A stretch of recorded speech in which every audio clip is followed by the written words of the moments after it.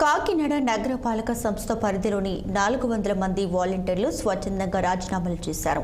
తమ రాజీనామాలను మున్సిపల్ కమిషనర్కు అందించారు. ప్రభుత్వ పథకాలను ప్రజలకు నేరుగా అందించడంలో కానీ కరోనా సమయంలో తాము ప్రజలకు చేసిన సేవలకు ప్రతిపక్ష నాయకులు మరచి తమపై ఫిర్యాదులు చేస్తూ ఇబ్బందులకు గురి చేస్తున్నారంటూ వారంతా ఆవేదన వ్యక్తం చేశారు. అందుకే తమకు ఉద్యోగాలు ఇచ్చిన ప్రభుత్వానికి చెడ్డ పేరు తీసుకురావడం ఇష్టం లేకని రాజీనామాలు చేస్తున్నామంటున్న వాలంటీర్లతో మా ప్రతినిధి దురాని ఫేస్ టు ఫేస్. ప్రస్తుతానికి ప్రభుత్వానికి తలనొప్పిగా మారిన తరుణంలో కాకినాడలో మరి కొత్త ఉపద్రవం వచ్చి పడిందని చెప్పాలి. కాకినాడలో కొంతమంది వాలంటీర్లు ముఖముడిగా రాజీనామా చేస్తారడం ఇక్కడ ప్రభుత్వ యంత్రాంగాన్ని మాత్రం కలవరపాటు గురి చేస్తుంది. అసలు ఎందుకు రాజీనామా చేస్తారో ఎంత పెద్ద ఎత్తున తెలుసుకునే ప్రయత్నం చేద్దాం. అమ్మ, మీరు వాలంటీర్లు ఎంతమంది ఉన్నారు కాకినాడలో? ఎందుకు రాజీనామా చేయాల్సిన పరిస్థితి వచ్చింది? కాకినాడలో మొత్తం 1500 మంది ఉన్నాం సార్. ఈ రోజు అయితే 400 నుంచి 500 మంది రాజీనామా చేస్తున్నాం సార్. మేము మొన్న 1వ తారీఖుకి పెన్షన్స్ ఇవ్వాల్సి ఉంది సార్. 1వ తారీఖుకి పెన్షన్స్ ఇవ్వాల్సి ఉంటే చంద్రబాబు గారు పెన్షన్స్ వాలంటీర్ ఇవ్వకూడదని చెప్పి నోటిఫికేషన్ కోర్టులో ఏదో వేశారని సార్. దానివల్ల మేము పెన్షన్స్ అనేది ఇవ్వలేకపోతుంటే మాకు మా ఇంటికి 50 ఏళ్లలో ఉన్న అవ్వల తాతలు ఇంటికి వచ్చి అయితే ఫోన్ చేసి, మీరు పెన్షన్ ఇవ్వాలి, మీరు ఇవ్వకపోతే మేము ఎక్కడికి వెళ్ళాలి, ఇన్నాళ్ళు మీరు ఇంటికి తీసుకొచ్చి ఇచ్చేవాళ్ళు ఇప్పుడు ఎక్కడికి వెళ్ళమంటారని అడుగుతున్నారు సార్. అడిగినప్పుడు ఏమవుతుందంటే మా బాధ్యత కింద మేము చెప్పాలి కదా సార్, మేము ఇవ్వలేకపోతున్నాం, మీరు సచివాలయంకి వెళ్ళండి, అక్కడ పలానా సెక్రటరీ మీకు పెన్షన్ ఇస్తారు అని చెప్తున్నా కూడా వీళ్ళు ఏం చేస్తున్నారంటే అపోజిషన్ పార్టీ వాళ్ళు పైనుంచి వీడియోలు అది చేసి మేము ఎలక్షన్ ప్రచారం చేస్తున్నట్టు క్రియేట్ చేస్తున్నారు సార్. తప్పుడు ప్రచారం అనేది చేస్తున్నారు.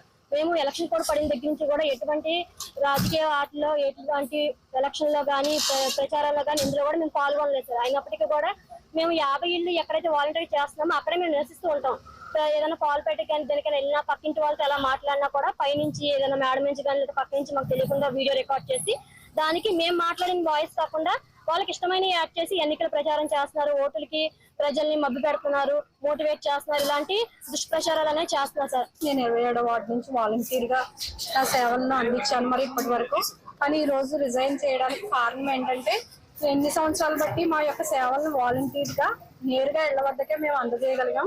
ఎందుకంటే ప్రతి ఒక్క అవసరత కింద ఒక ఇంటికి కావాల్సిన అవసరతలన్నీ కూడా ఏంటంటే వాలంటీర్ ద్వారా వాళ్ళకి మేము అందజేయగలిగాం.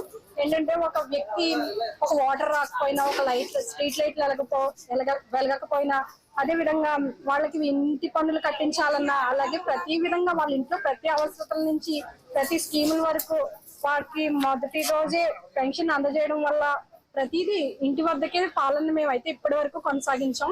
అటువంటిది ఒక్కసారిగా మమ్మల్ని మీరు రావద్దు, మీరు చెయ్యొద్దు అంటే కొన్ని అనుమతులు ఉంటాయి, మేము ఒప్పుకున్నాం. కాకపోతే ఏంటంటే మితిమీరిన అవమానాలు మాకు ఎదురవుతున్నాయి. ఎందుకంటే ఒక్కసారిగా మీరు రావద్దు, మీరు ఉగ్రవాదులు, మీరు టెర్రరిస్టులు, మీరు సమాచారాన్ని సేకరించి వేరే వ్యక్తికి చేరవేస్తున్నారు అనే మాటలు మమ్మల్ని వ్యక్తపరుస్తున్నాయి.